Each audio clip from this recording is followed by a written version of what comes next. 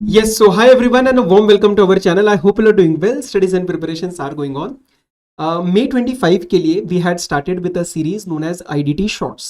अभी IDT Shorts क्या बने थे सर, क्यों बनाए थे? बेसिकली जीएसटी में जब हम पढ़ाते हैं, क्लास में कवर करते हैं, सो आई गॉट अ फील, जैसे क्लास में हम फील फैक्टर वर्ड यूज़ करते हैं, तो मुझे ऐसा फील आया कि यार कहीं ना कहीं बहुत सारी चीज़ें अलग अलग जगह रिपीट हो रही है, या फिर कुछ ऐसी चीज़ें जो बहुत ज़्यादा कॉम्प्लेक्स बन जाती है which deserve certain individual attention, because वो चीज़ पेपर में अलग से पूछी जाएगी या किसी बड़े क्वेश्चन का पार्ट बन के आएगी. Hence I started this series of IDT shorts. बहुत अच्छा फीडबैक था May 25 में. We had uploaded around 10-11 IDT shorts, जैसे प्रॉपर्टी ऑन रेंट हो गया, मोल्ड्स एंड डाइस का ट्रीटमेंट हो गया, एंड उस फीडबैक के चलते हम अभी आपका जो September 25 है, we will be continuing with that series. जो पुराने वाले डले हुए वहां पे काफी सारी जगह अमेंडमेंट्स है, मैं उसको री अपलोड करूंगा, मैं उसके अंदर क्वेश्चन ऐड करूंगा, मैं उसके अंदर थोड़ा कंसेप्ट और इंप्रूव करूंगा, क्योंकि मेरा भी इंप्रूवमेंट होता रहता है ना आपके फीडबैक के बेसिस पे, तो हम उसको और चीजें ऐड करेंगे. आज का जो हमारा आईडीटी शॉर्ट है that is on online money gaming. इस वाले में ये कम से कम एक 5 to 6 चैप्टर्स में अलग अलग आता है, एंड कभी कभार एंड में लगता है कि यार ये कैसे पढ़ा था, मतलब क्या क्या था इसके इंप्लीकेशंस, वो सारे इंप्लीकेशंस मैंने यहाँ पे कंपाइल किए. So what our point is 10-15-20 minutes में आपके हम नंबर बचाएंगे. यस, दो चीजें. पॉइंट नंबर 1, सर ये नोट्स हमें चाहिए क्योंकि ये लगते 2-2 पेज के, लेकिन एंड में इसका प्रिंट लेके आप बैठोगे ना तो ये सारी चीजें आपको हेल्प करती है फॉर क्विक रिविजन. तो I will be most probably creating a drive. मैं इसको टेलीग्राम पे आज ही पोस्ट कर दूंगा. आज वीडियो आएगी 24 जुलाई को, तो टेलीग्राम को सबसे पहले आपको ज्वाइन करना है, not only for the notes but it will be a very important resource for your C A final journey. IDT के अपडेट्स, आईडीटी के कुछ कुछ पॉइंट्स, कुछ कुछ एमसीक्यूज, कुछ कुछ मैं और चीजें अभी अपलोड करने वाला हूँ इन दिस लास्ट 1 मंथ, तो that you find it on the Telegram channel. Link मैंने डिस्क्रिप्शन में दिया है, आप प्लीज उसको ज्वाइन करना. ऐसे नोट्स का जो भी हमारे आईडीटी शॉर्ट्स है उसका most probably I will be creating a folder, और उसका ड्राइव लिंक मैं आपको टेलीग्राम पे पिन करके दे दूंगा. दूसरी बात, अगर चैनल पे नए हो या फिर आते हो लेकिन सब्सक्राइब नहीं किया है, तो ensure you do that. Even if that 1 subscriber 1 increase, it helps us to stay motivated, because हम इस चैनल से और कुछ कमाई नहीं करते. यस, करे सर. 2 मिनट आपके चले गए सर, फटाफट से स्टार्ट कराओ. आ जाओ. Online money gaming, the most fundamental question that sometimes we tend to deviate from. Online money gaming और ऑनलाइन गेमिंग, इसमें क्या फर्क है? अभी देखो, हम जब जीएसटी या टैक्सेशन लॉ पे बात करते हैं ना, एक एक चीज, एक एक वर्ड का महत्व होता है. There is an importance, right? So we have to ensure that वो हम चीज सही से पकड़ पा रहे हैं. सबसे पहले स्टार्ट करते हैं, sir what is the difference between online money gaming and online gaming. Understand, online gaming is OIDAR. OIDAR तो अपने को पता है. ओइडार क्या होता है? जहां पे आईटी का यूज हो रहा है और आईटी के बिना it is impossible to give. तो अगर आप ऑनलाइन गेम खेल रहे हो तो that is an OIDAR service. बात समझ में आई? और online money gaming, online gaming के अंदर पैसा, online gaming is an OIDAR, but online gaming के अंदर अगर आप पैसा इन्वॉल्व करते हो, उसका मैं अभी डेफिनेशन आपको रीडिंग दूंगा, that becomes a specified actionable claim. All actionable claims are specifically included in the definition of goods. तो आज हमारा ऑनलाइन मनी गेमिंग क्या बन के रह गया? गुड्स. और हमारा ऑनलाइन गेमिंग क्या बन के रह गया? Services.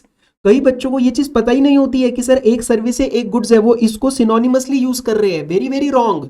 It will lead to wrong implications in your exam अगर ये चीज पेपर में आती है तो. यस, तो अपने को सबसे पहले ये क्लियर हुआ. अब इसका मैं आपको डेफिनेशन दिखा देता हूं. पहले ऑनलाइन मनी गेमिंग देखते हैं. Online money gaming means online gaming, मतलब ऑनलाइन मनी गेमिंग का कंसेप्ट की शुरुआत ऑनलाइन गेमिंग से होती है. और ऑनलाइन गेमिंग कहां कवर्ड है? मैं आपको ओइडार की तरफ लेके जाता हूं. रीड. ओइडार के अंदर online gaming is covered, and online gaming के अंदर एक छोटा पार्ट है specified actionable claim of the online gaming money. आ जाओ. This online money gaming means online gaming in which players pay और डिपॉजिट. मतलब अब सर पैसा इन्वॉल्व हो गया, आप सिर्फ खेल नहीं रहे, अब आप पैसा डाल रहे हैं, या तो पैसा डाल रहे हैं या तो पैसों की वर्थ डाल रहे हैं, इंक्लूडिंग वीडीए, मतलब आपका क्रिप्टो वगैरह, बिटकॉइन वगैरह जो भी आप डालना चाहते हो, in the expectation of winning money और money is worth including VDA. आप पैसा जीतना चाहते हो या फिर आप क्रिप्टो जीतना चाहते हो in any event including game, scheme, competition, activity, process. काफी वाइड कवरेज है. वेदर और not the outcome is based on skill, chance और बोथ. मतलब आपकी उसके अंदर स्किल इन्वॉल्व है या लक इन्वॉल्व है, we do not care. Whether the same is permissible और not under any law for the time being in force. India में रेगुलेटेड है या नहीं है, we don't care, we just want the GST. अपन ने इसको स्पेसिफाइड एक्शनेबल क्लेम बना दिया. आप देखो गवर्नमेंट का इंटेंशन, वो कह रही है कि तुम्हारा इंडिया में वो परमिसेबल है या नहीं, आई डोंट केयर, लेकिन अगर तुम कर रहे हो तो हमें उसके ऊपर पैसा चाहिए. सर पैसा कैसे चाहिए बताओ मेरे को. All the actionable claims are goods, but all the actionable claims are not under GST. Schedule number 3 reference. Specified actionable claim को छोड़ के बचे हुए सारे आपके शेड्यूल नंबर 3 में नॉन सप्लाई बन जाएंगे, लेकिन ऑनलाइन मनी गेमिंग आपका स्पेसिफाइड एक्शनेबल क्लेम बन जाएगा, जिसको हम हाई कोर्ट ब्लॉक से लर्न करते थे. Yes, you remember right. आपका बेटिंग हो गया, आपका गैम्बलिंग हो गया, तो वैसे ही एक ऑनलाइन मनी गेमिंग भी आ जाता है और उसको अपन जीएसटी में लगाते हैं. अब सर थोड़ा सा आगे शुरुआत करते. आओ, नेचर हमने कवर कर लिया. It is a good, it is a specified actionable claim and it is very well in the scope of GST. That we just now linked. Then we talk about the definition, जो I have already covered just now, कि आपका skill हो या chance हो या luck हो, we do not care. अभी वो लीगल है या नहीं है, we do not care. Permissible है या नहीं है, हमें नहीं फर्क पड़ता. ये वाली बात मैंने आपको बता दी है. टैक्सेबिलिटी, सर इंपोर्ट अगर करते हैं टैक्सेबिलिटी के रिस्पेक्ट में, जीएसटी लॉ लेके आना है या कस्टम्स लॉ लेके आना है, ये क्वेश्चन मैं आपकी बात कर रहा हूं with respect to what, with respect to import of goods. with respect to import of goods. In general we know it is under taxability of the GST. लेकिन अगर import of goods होता है तो सर सेक्शन नंबर 5 एक IGST का आता है, उसका प्रोविजो आके बोलता है कि the import of goods, this entire matter is handed over to the CTA, Customs Tariff Act. The levy and collection, लगाना and collect करना, we will hand it over to the customs law because there the customs authorities are already involved.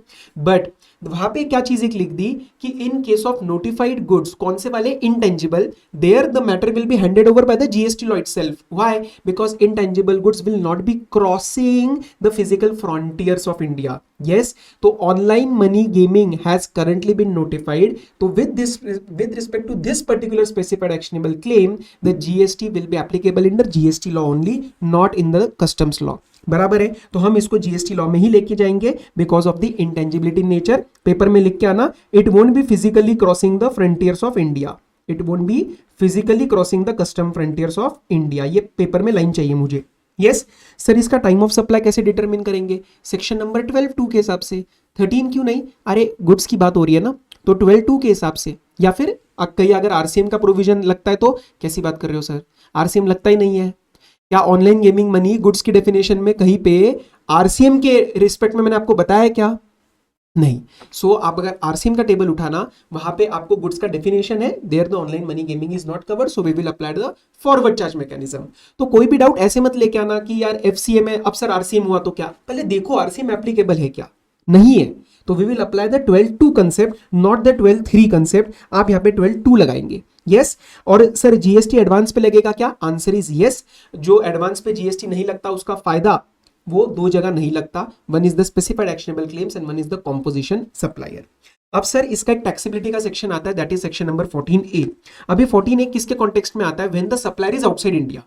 Normal India में है तो नहीं आता, normal India में है तो ही will be paying the GSTR 1, GSTR 3B में वो काम कर लेगा. लेकिन अगर आपका सप्लायर आउटसाइड इंडिया है, that is the non taxable territory and the recipient is in India. Before taxability, हालांकि मैंने नीचे वो चीज कवर करी है रजिस्ट्रेशन में, मैं पहले वही बता देता हूं क्योंकि रजिस्ट्रेशन समझ आएगा तो आपको वैल्यूएशन समझ में आएगा. See, if the supplier is outside India of online money gaming and person that is the recipient is in India, तो यहां पे सेक्शन नंबर 24 लगता है, मैंडेटरी रजिस्ट्रेशन. क्या लगता है? 24 mandatory registration. Sir, does it matter whether the status of recipient is registered or unregistered? Answer is no.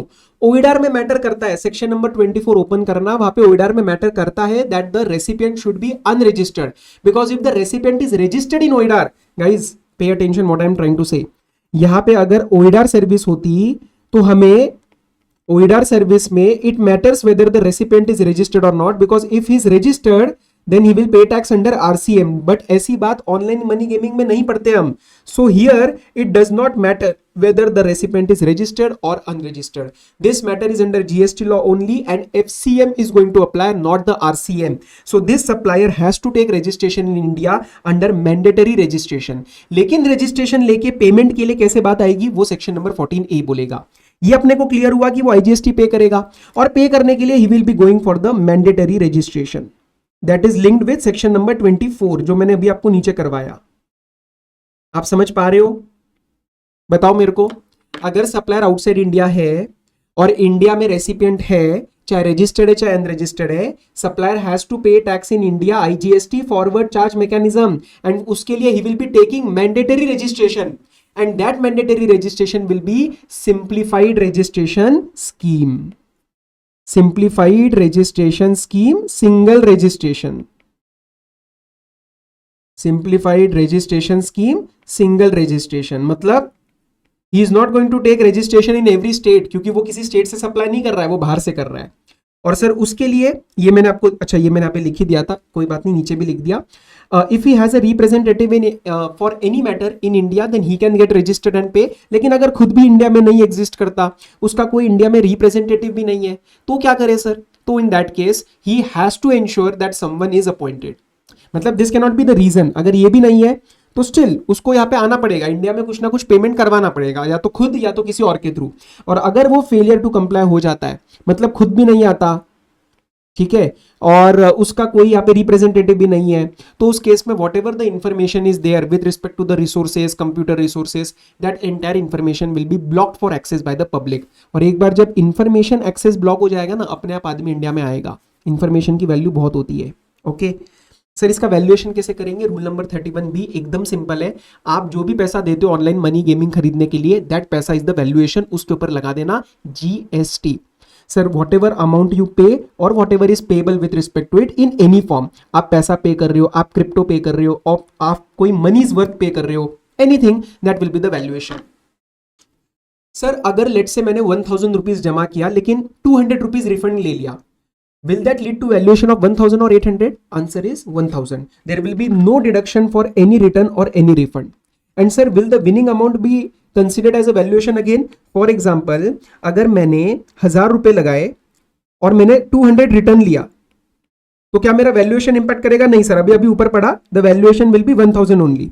But what if on this 1000 I one 5000, मैंने कोई ऑनलाइन मनी गेमिंग लगा के कुछ गेम जीत ली और मुझे 5000 रुपए और मिले, will this 5000 be considered again as a valuation? Answer is no, it is not again valuation, because इसका जो सोर्स है वो 1000 रुपए ही है।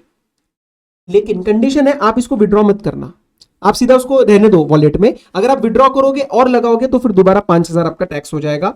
तो फिर winning amount is not a valuation part, provided it is not withdrawn. ठीक है, रजिस्ट्रेशन की बात मैंने आपको बता दी। इनवॉइसिंग के रिस्पेक्ट में एक बात आपको रिवाइज करवा रहा हूं। देखो, when the sale is B2C, unregistered person, तो उस केस में regardless of the value, normal case में आप 50,000 का एक वैल्यूएशन चेक करते हो कि अगर 50,000 से ऊपर है तो फिर हम we will give some details in my tax invoice. लेकिन ये स्पेसिफिक केस में आपको बता रहा हूं कि अगर आप सप्लाई कर रहे हो अनरजिस्टर्ड रेसिपिएंट को ऑनलाइन मनी गेमिंग का, तो regardless of the value your tax invoice should contain the name of the state of recipient, and such name of the state shall be considered as deemed address on record of the recipient। इसके ऊपर अभी आपके सितंबर 25 के amendments में भी एक circular आया था जिसने बोला था कि सप्लायर ना ये काम कर नहीं रहे थे ढंग से, and supplier was asked to have a suitable mechanism for it as well. तो सप्लायर को बेसिकली बोला गया है कि अगर आप ऑनलाइन मनी गेमिंग करते हो, along with that there are 2 other services, जैसे फॉर एग्जांपल आप कोई ऑनलाइन सर्विस दे रहे हो, ECO के द्वारा दे रहे हो, तो ओइडार का सर्विस दे रहे हो, तो उनको उनके साथ साथ ये भी कवर्ड है that if you are giving online money gaming then in that case ensure that आपके टैक्स इनवॉइस में रेसिपिएंट का स्टेट का नाम होना चाहिए, and that state will be considered as the address on record of the recipient. Yes, और अगर आपके पास ऐसा कोई मैकेनिज्म नहीं है सप्लायर, तो that can not B an excuse for not complying it, ensure that you have a suitable mechanism. अब sir उस सर्कुलर में एक बात लिखी गई थी सेक्शन नंबर 12(2) के साथ लिंक्ड, सेक्शन नंबर 12(2) के साथ लिंक कि that address becomes the place of supply, but वो यहां पे नहीं लगेगा, वो ओइडार सर्विसेज में लगेगा या फिर वो आपका ऑनलाइन सर्विसेज के केस में लग जाएगा, because section 12 deals with the place of supply of services. हमारे लिए प्लेस ऑफ सप्लाई हम सेक्शन नंबर 10 या फिर 11 में लगाते हैं। तो लेट्स से अगर आप इंपोर्ट कर रहे हो ऑनलाइन मनी गेमिंग, तो आपका जो स्टेट है वो बन जाएगा मेरा answer of place of supply. इसके ऊपर एक सवाल आया हुआ है सेक्शन 11 पे। ठीक है, सेक्शन 10-11 क्यों बोला मैं? क्योंकि we are talking about the goods. चलो, रिटर्न्स के अंदर भी इसका रेफरेंस आता है। If the supplier is outside India then he has to file GSTR 5A। India से कर रहा है तो वो नॉर्मल 1(3)B जो भी उसका एप्लीकेबल फाइलिंग है वो कंप्लीट करेगा। हमने लगाए सर 15 मिनट, और आई थिंक आपको ऑनलाइन मनी गेमिंग और ऑनलाइन गेमिंग का डिफरेंस सबसे पहले समझ आया होगा और बाकी की चीजें कंपाइल हुई होंगी। ठीक है, इसके ऊपर जो क्वेश्चन बनता है ना, वो ऐसा अलग अलग पार्ट्स वाला नहीं बनता, मतलब जैसे प्रॉपर्टी ऑन रेंट में डाउट आता है कि sir registered unregistered unregistered registered, वैसे केस यहाँ नहीं बनते, बट इंडिविजुअली सारी चीज़ें पता होनी चाहिए। तो इसको 2 बार जरूर देख लेना वीडियो को। एंड आपको अगर कोई लगता है कि सर मेरे को लग रहा है ये आईडीटी शॉर्ट मुझे चाहिए, तो आप मुझे नीचे रिकमेंडेशन डालो, you put it a comment. अगर उसमें कुछ मुझे रिपीटेटिवनेस दिखा तो मैं वो उठा लूंगा। इसके सिवाय व्हाट आई हैव प्लान, मैंने कुछ लिमिट्स का कंपाइलेशन प्लान किया है और कुछ अप्रूवल्स का कंपाइलेशन प्लान किया है और कुछ इंपॉर्टेंट पेनल्टीज का कंपाइलेशन प्लान किया है। एंड पुराने वाले में कुछ अपडेट करूंगा। Beyond that, if you feel something that you want that may not be available on this channel yet, comment करना, आई विल पक्का टेक इट अप, राइट। पसंद आए तो सब्सक्राइब करना मत भूलना, okay. It helps me to stay motivated. Till then, all the very best, study well, take care, be safe, bye bye.